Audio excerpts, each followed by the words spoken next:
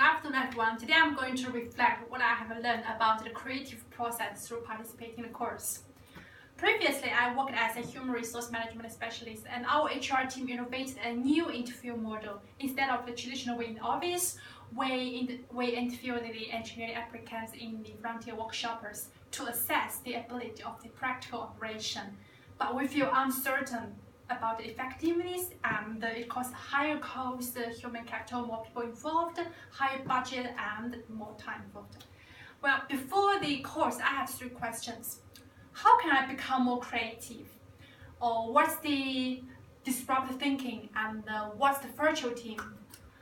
And for our group project, the first step we use is observation, the basic step of the design thinking process. Our teammate, he went to the mountain to observe how the company observe their cow and sheep, and what type of soft technology they use.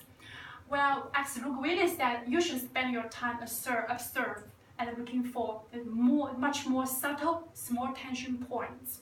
So I learned that to really focus on the small, non-obvious points and to spot the gap to change, and to observe the people who work with you, to observe their attitudes, their behavior, and the words they use, to combine what they found out with my observation.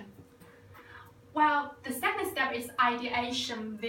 We generated 74 ideas and really extended our mind.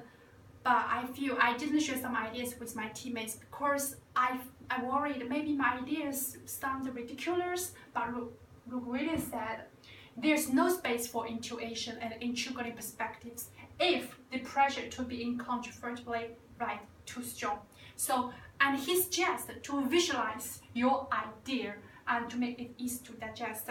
So the first is open mind, deliver your thoughts freely. As Albert Einstein said, imagination is more important than knowledge. Second, bear in mind, no ideas are silly or useless. And thirdly, not just to talk about the idea, to visualize, to draw them in pictures and make other people easy to understand, to accept them. Well, the third, we prototype our idea of the electronic gate. We spent a lot of time in doing this because we rebuilt and modified it several times. The rougher the prototype, the more likely people are getting involved and work on it. Well, so before start, you need to really think about several possible ways to shape your idea and remain space for change.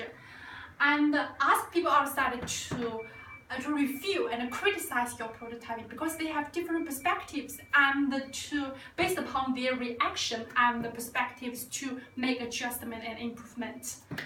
Well, in our virtual team, we use several technology tools. We use My Voting Group to know each other, it's very simple, and we build Facebook group to share personal information and plan our Google project.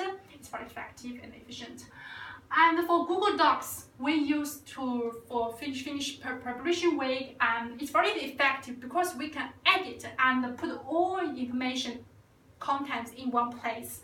And we use mobile phone call to contact with our teammate who was in the mart, and contact with our manager is very quick. But at some points, I couldn't understand my teammate, maybe because the English accent or signal problems.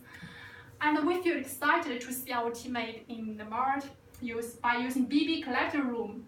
It's video, image, but the signal was not very good and the dialogue was not very effective. We didn't use email because it's very slow and inconvenient. And some people suggested Slack, but we didn't use it because nobody in our team ever used it before. So to work in a virtual team, the first is to select and prioritize different types of technology tools and make sure everyone are familiar with the tools. And try to use new technology tools because it may be very useful for the virtual collaboration. And secondly, to feel free to ask teammate to repeat something if I cannot understand, maybe because the language accent or signal problems. Thirdly, enhance communication skill to be collaborative, supportive, and emotionally intelligent. Third, learn cultural differences. And the next one, I have 3 points that I feel challenging. The first, I always have a tendency to focus on the very obvious things and feel very difficult to spot opportunity from the non-obvious things. But as Luke Williams said, the unbroken points probably provide the richest opportunities for innovation.